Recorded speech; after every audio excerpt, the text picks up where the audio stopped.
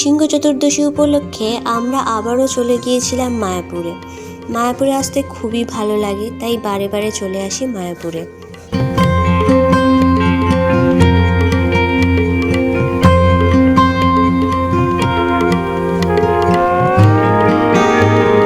প্রথমেই বলি মায়াপুরে আসবেন কিভাবে। হাওড়া বা শিয়ালদা স্টেশন থেকে কাটোয়া যাওয়ার যে কোনো ট্রেনে করে নবদ্বীপধাম স্টেশনে নামতে হবে। নবদ্বীপধাম স্টেশন থেকে বেরিয়েই দেখতে পাবেন প্রচুর টোটো দাঁড়িয়ে আছে। সেই টোটো করে আপনাদের আসতে হবে নবদ্বীপ ঘাটে। এর জন্য টোটো ভাড়া লাগবে 20 টাকা। এরপর নবদ্বীপ ফেরিঘাট থেকে 10 টাকার লঞ্চের টিকিট কাটতে হবে মায়াপুরের ফেরিঘাটে যাওয়ার জন্য। নবদ্বীপ ঘাট থেকে মায়াপুর ঘাট যাওয়ার সময় গঙ্গার সৌন্দর্য তা এক কথায় অসাধারণ। এছাড়াও গঙ্গা ও জলঙ্গি নদীর জলের যে রঙের বৈষম্য তা খুব স্পষ্টভাবেই দেখা যায়। গঙ্গার উপর দিয়ে যাওয়ার সময় ইস্কন মন্দিরের চূড়া দেখা যায় আর মনটা একেবারে আনন্দে ভরে ওঠে।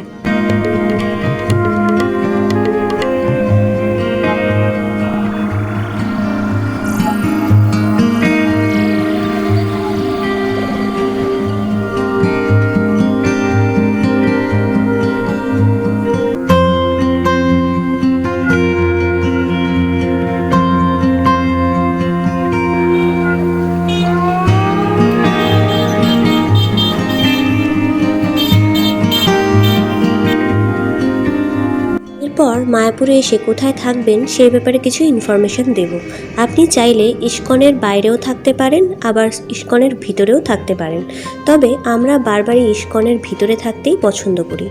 এখানে থাকার অনেক সুব্যবস্থা রয়েছে, যেমন রয়েছে গদা ভবন, চক্র ভবন, ঈশ্বরদান ভবন, কঞ্চ ভবন, গীতা ভবন, নামহট্ট ভবন, চৈতন্য ভবন। এর মধ্যে আবার গদা ভবন, কঞ্চ বিল্ডিং এবং ঈশ্বরদান ভবনে আপনি 2 মাস আগে থেকে অনলাইনে রুম বুকিং করে রাখতে পারবেন।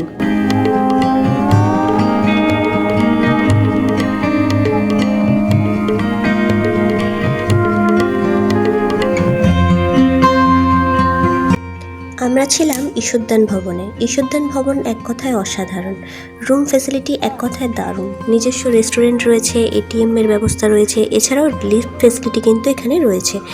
আর আপনারা যদি এখানে থাকতে চান তাহলে visitmayapur.com-এ গিয়ে আপনারা এখানে অনলাইনে রুম বুকিং করতে পারবেন।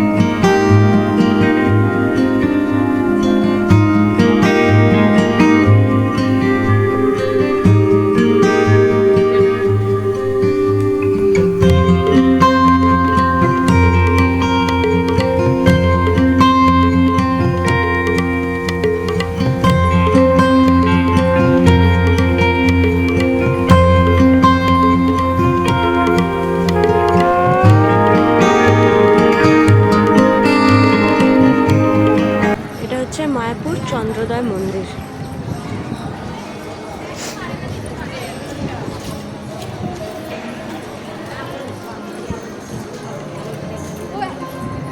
এই হচ্ছে রাধা মাধবের মন্দির।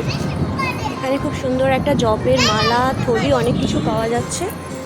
আর সামনের দিকে আমরা চলে যাব, কারণ আমাদের জুতো রাখতে হবে, জুতো আর মোবাইল ফোন। এবং স্ক্রিনে আপনারা এখন দেখতে পাচ্ছেন ইস্কন মন্দিরের দৈনিক অনুষ্ঠান সূচি। এখানে সমস্ত টাইমিংসগুলি ভালোভাবে দেওয়া রয়েছে। এই সময় অনুযায়ী আপনারা ভগবানের দর্শন করতে পারবেন। এবং মন্দিরের বাঁ দিকে কিছুটা এগিয়ে এলেই দেখতে পাবেন জুতো ও মোবাইল রাখার সুব্যবস্থা রয়েছে।